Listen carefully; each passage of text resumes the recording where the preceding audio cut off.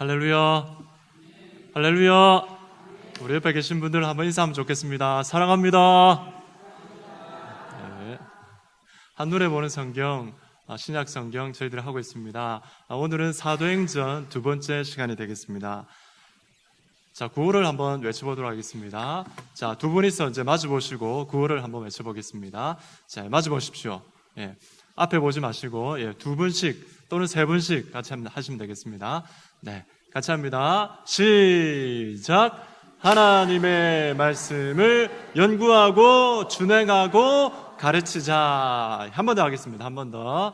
예, 이번에 앞뒤로 보고 하겠습니다. 앞뒤로. 예, 네 분이서 같이 하겠습니다. 네 분이서. 예, 같이 합니다. 예, 됐죠? 네, 서로 보면서 합니다. 시작! 하나님의 말씀을 연구하고 준행하고 가르치자. 예, 그렇습니다.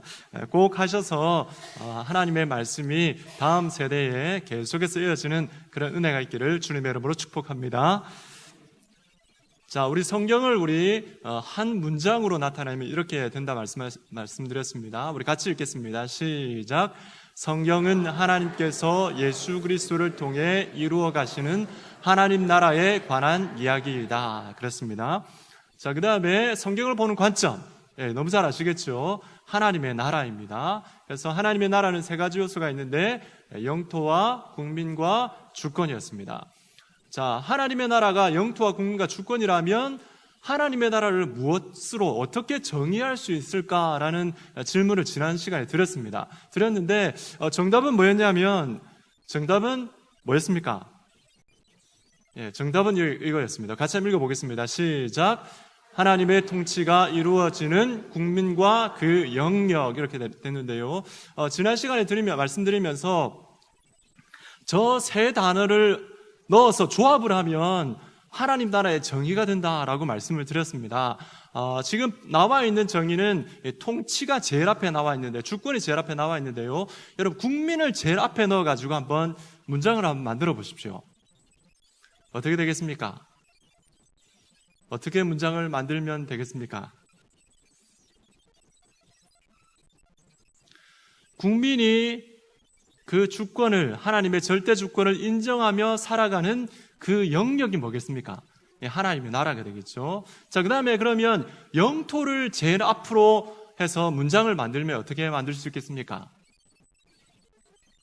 한번 만들어 보십시오. 예. 이렇게 할 수 있겠죠. 그 영역 안에 모든 국민이 하나님의 절대 주권을 인정하며 사는 것. 이것이 바로 하나님의 나라다라고 말씀드릴 수 있습니다. 그래서 하나님의 나라를 영토 국민 주권을 이제 세 단어를 드렸는데 이 구성 요소가 있는데 이 구성 요소를 조합을 하게 되면 곧 하나님 나라의 정의가 된다라는 것을 여러분 기억하시고 활용을 하시면 되겠습니다. 자, 그 다음에 사도행전을 보는 관점은 뭐라고 했습니까? 사도행전을 보는 관점은 뭐라고 했습니까? 예, 옆에 계신 분에게 물어보십시오. 예, 저를 보지 마시고 사도행전을 보는 관점이 뭔지 아나 물어보십시오. 좀 가르쳐 주라. 시작. 예, 아시는 분이 꼭 가르쳐 주십시오. 예, 아시면서 말씀 안 하시니까 제가 그럽니다. 자, 우리 그럼 사도행전을 보는 관점 하나, 둘, 셋. 예, 동일합니다. 지난 시간에 말씀드린 것처럼 하나님의 나라다라고 말씀을 드렸습니다. 예, 역시 영토 국민 주권이 되는데요. 자, 사도행전에 이어지는 하나님의 나라, 마태복음 28장 18절에서 20절, 그 다음에 사도행전 1장 8절 말씀을 기초로 해서 우리가 사도행전에 이어지는 하나님의 나라를 영토 국민 주권으로 이렇게 나누어서 살펴봤습니다. 사도행전은 그 영토가 어떻게 나오냐면 이렇게 나옵니다. 예, 땅끝까지. 예, 땅끝까지. 그 다음에 국민은 뭐겠습니까? 국민은, 예, 그렇습니다. 예, 모든 민족이 되겠습니다. 주권은, 예, 예수님의 주권인데 하늘과 땅의 모든 권세라고 말씀을 드렸습니다. 사도행전에 나타난 하나님의 나라를 크게 세 가지로 나눌 수 있습니다. 나타나고 있는데요. 첫 번째는 교회입니다. 두 번째는 뭐였냐면 성도들의 삶이고 세 번째는 메시지였습니다. 그래서 메시지에 대해서는 이렇게 나와 있습니다. 빌립 집사님의 메시지 이제 나오는데요. 사도행전 8장 12절 말씀입니다. 같이 읽습니다. 시작. 빌립이 하나님 나라와 및 예수 그리스도의 이름에 관하여 전도함을 그들이 믿고 남녀가 다 세례를 받으니. 그래서 사도행전의 메시지도 하나님의 나라다라고 말씀을 드렸고요. 사도 바울의 메시지입니다. 사도행전 19장 8절 시작. 바울이 회당에 들어가 석 달 동안 담대히 하나님 나라에 관하여 강론하며 권면하되 됐습니다. 3차 전도 여행 때 에베소에서 하나님 나라에 대해서 강론했던 그런 내용이 되겠습니다. 자, 사도행전의 마지막 메시지도 역시 동일하게 하나님의 나라인데요. 사도행전 28장 31절입니다. 시작. 하나님의 나라를 전파하며 주 예수 그리스도에 관한 모든 것을 담대하게 거침없이 가르치더라. 그렇습니다. 그래서 사도행전 29장을 살아가는 우리들도 하나님 나라에 대해서 거침없이 담대하게 전파하며 그 가운데서 살아가자라는 그런 말씀을 드렸습니다. 자, 그러면 여러분, 사도행전에 나타난 하나님의 나라는 교회와 성도들의 삶과 메시지라고 했는데요. 자, 오늘 시간에는 교회에 대해서 한번 살펴보도록 하겠습니다. 여러분, 교회란 무엇이겠습니까, 여러분? 이제 여러분 유인물을 보시면 교회라는 줄이 딱 쳐져 있는데요. 여러분이 생각하는 교회란 어떤 것입니까? 예. 잘 말씀하셨는데요. 같이 한번 읽어볼까요? 시작. 하나님을 믿는 백성들의 모임.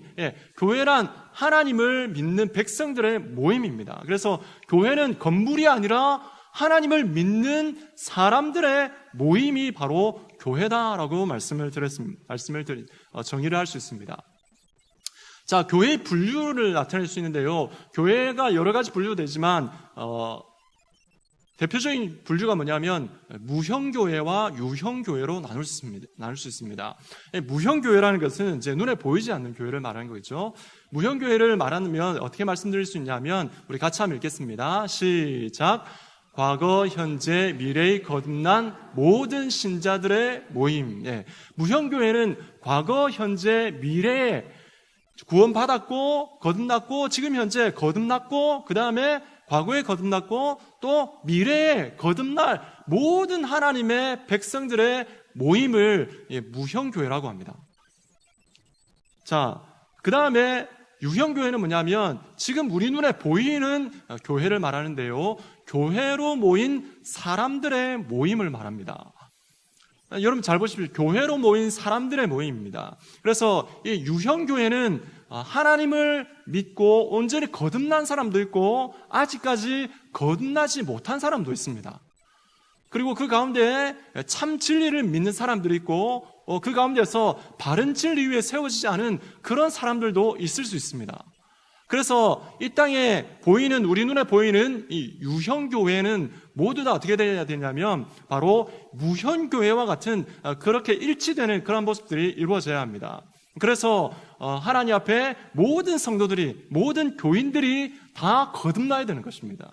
그리고 모든 신자들이 모든 교회 출석하는 사람들이 진리 위에 바른 믿음 위에 같은 믿음 위에 세워져야 합니다.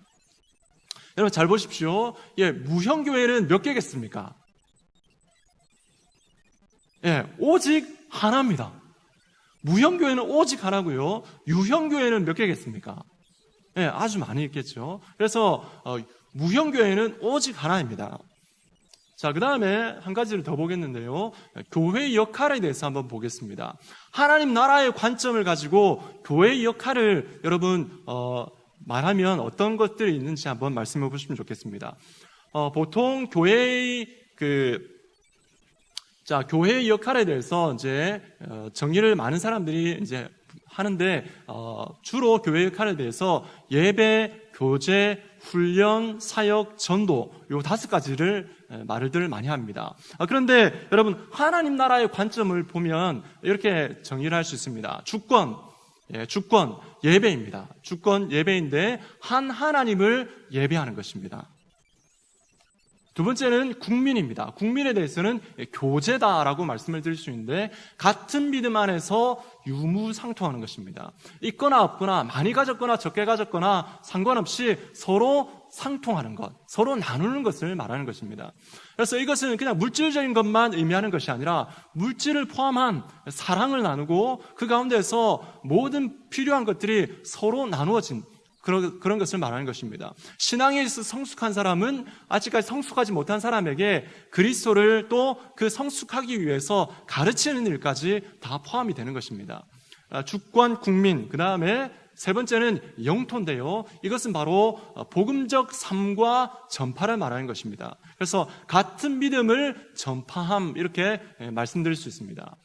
여러분, 이 세 가지 국민, 주권, 국민, 영토에 의에 따라서 교회 역할이 예배와 교제와 복음적 삶과 전파, 이렇게 말씀을 드렸는데요. 여러분, 이 내용들을 통해서 우리가 알 수 있는 것이 무엇이냐면, 여러분, 무엇을 말씀드리냐면, 한 하나님을 예배하고 같은 믿음 안에서 유무상통하고 또 같은 믿음을 전파한다라고 말씀을 드렸습니다. 역할에 나와 있는데요. 이것을 이렇게 말씀드릴 수 있습니다. 종합을 해보면요, 이렇게 말씀드릴 수 있습니다. 같이 한번 읽겠습니다. 빨간 글씨 같이 읽습니다. 시작. 교회는 진리 위에서 하나의 교회여야 한다라는 것입니다. 교회는 진리 위에서 하나의 교회여야 합니다.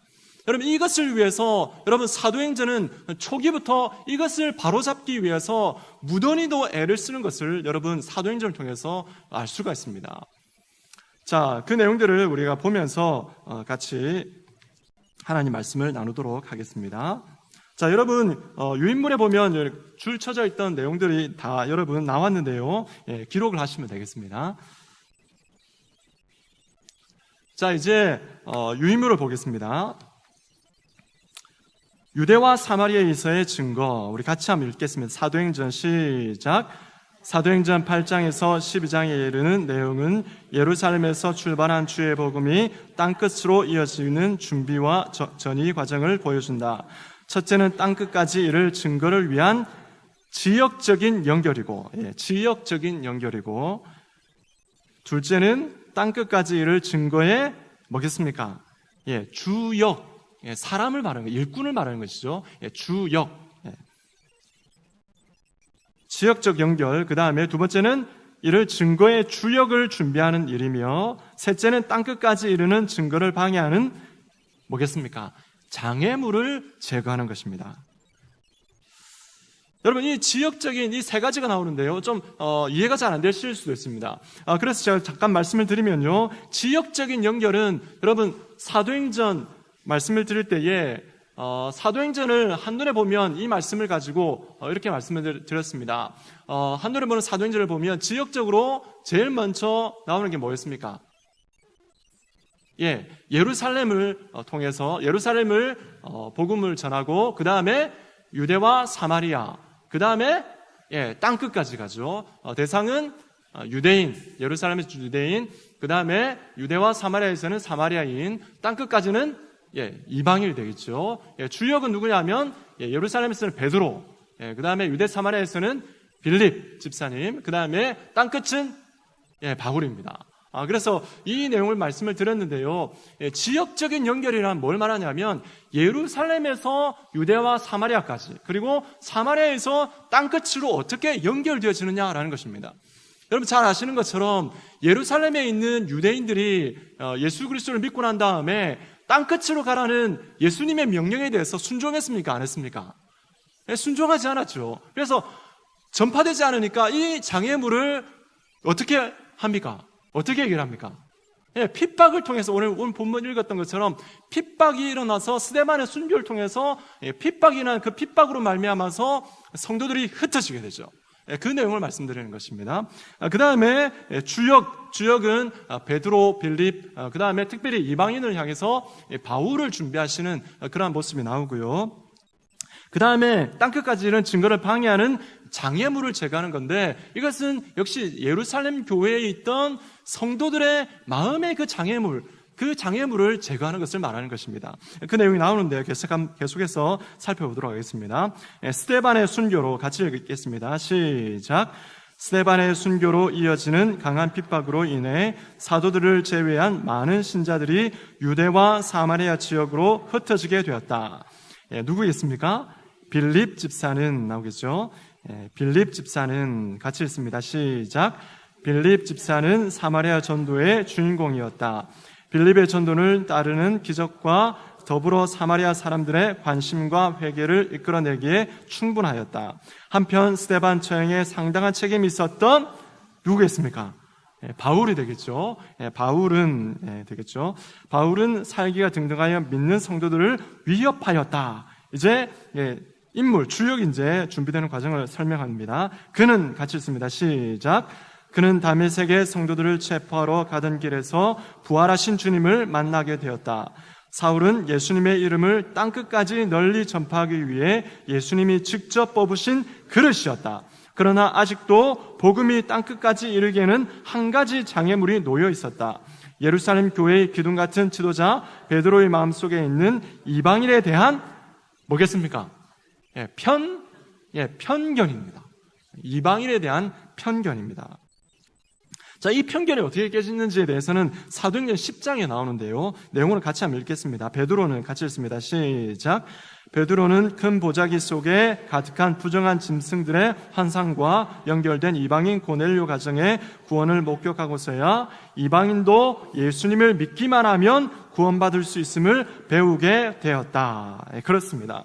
여러분, 이래서 이제 장애물까지 제거되는 그 작업이 8장부터 12장까지의 사도행전의 내용에 나오는 것입니다.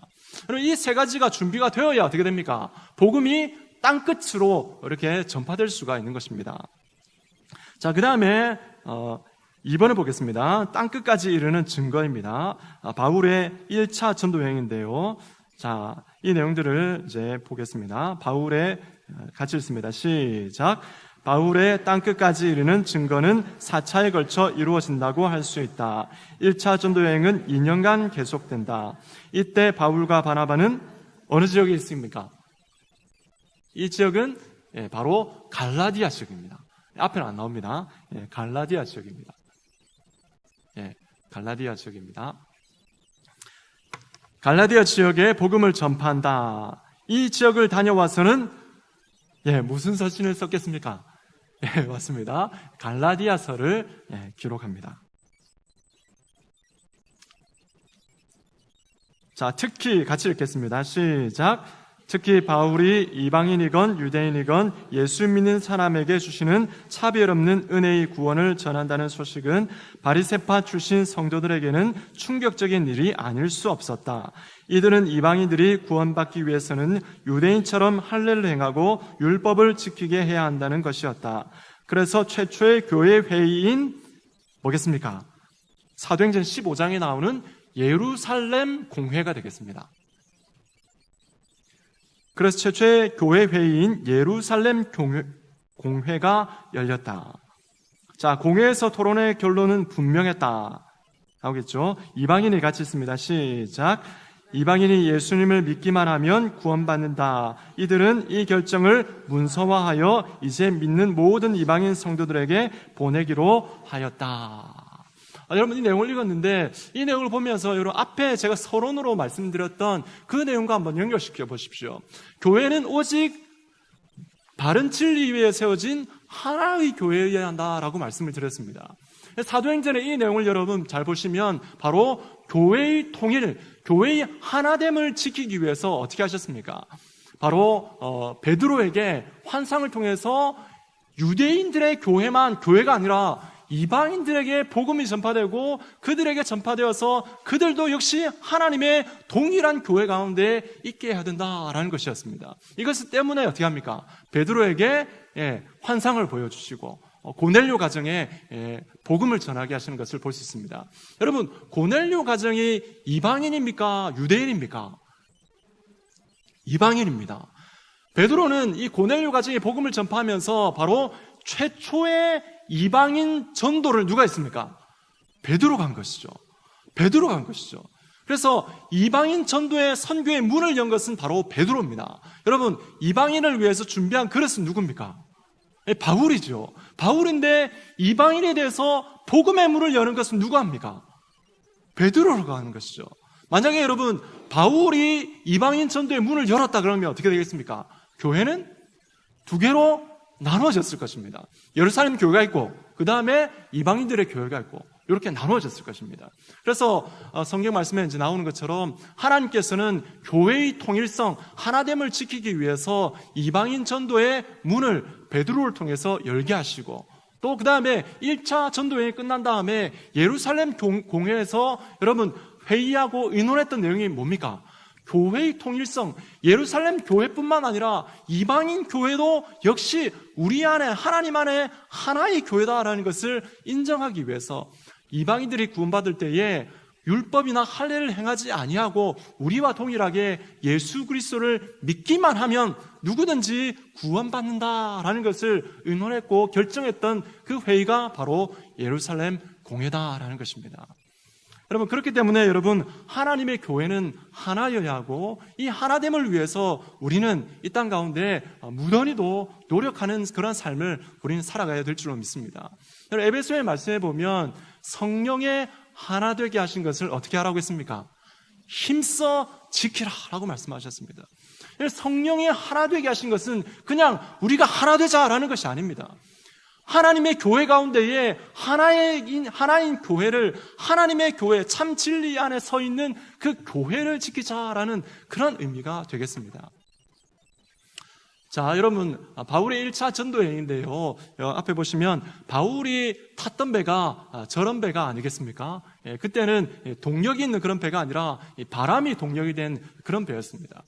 여러분, 저 배와 똑같은 배는 아니겠지만 저렇게 바람을 이용해서 타는 그런 배를 타고 바울은 하나님의 복음을 증거했을 것입니다. 자, 이거 지도의 내용인데요. 자, 여러분, 진하게 크게 나와 있는 지역이 나오는데 이것은 전에 복음서를 보면서 이 지도를 볼 때 지역적인 그런 관점에 대해서, 초점에 대해서 말씀을 드렸는데요. 뭐냐면 바로 이 지역 개념과 그 다음에 도시 개념을 구분해야 된다라고 말씀을 드렸습니다. 그래서 아시아 지역, 그 다음에 갈라디아 지역, 수리아 지역, 예루살렘이 있는 데는 유대 지역이 되겠죠. 자, 그래서 1차 전도여행은 제일 출발점이 어디입니까? 안디옥이 되겠죠. 안디옥에서 구브로섬의 바보, 살라미에서 바보, 여기서 총독 서기어 바울이 이제 전도를 받죠. 그 다음에 어디로 가냐면 버가로 갑니다. 마가 요한이 때 돌아가게 되겠죠. 버가로 갔고 그 다음에 어디로 가냐면 비시디아 안디옥에서 복음을 전합니다.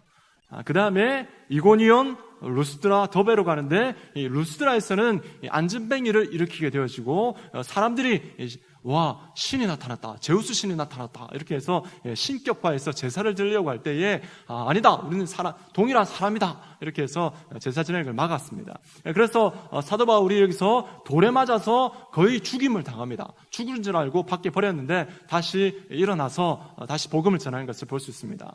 더베에서 또 어떻게 하냐면 다시 이제 돌아가면서 교회들을 굳건하게 하고 다시 안디옥으로 돌아오는, 이것이 1차 전도 여행의 내용이 되겠습니다.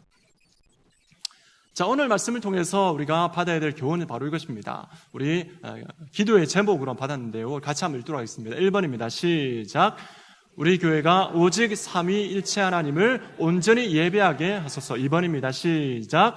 온 성도들이 유무상통하는 천국의 교제를 나누게 하소서. 3번 시작. 복음적 삶을 살아서 하나님 나라를 확장하게 하소서. 4번 시작. 그리하여 진리 위에 세워진 건강한 교회가 되게 하소서라는 것입니다. 그래서 간절히 바라는 것은 우리 제5영도 교회가 사도행전의 초대교회와 같이 정말 진리 안에 하나인 교회처럼 하나님 앞에 믿음으로 참 진리 가운데서 하나된 교회로서 하나님 앞에 믿음을 지켜서 정말 하나님 앞에 건강하고 아름답게 성장하는 그러한 교회가 되기를 주님의 이름으로 축복합니다.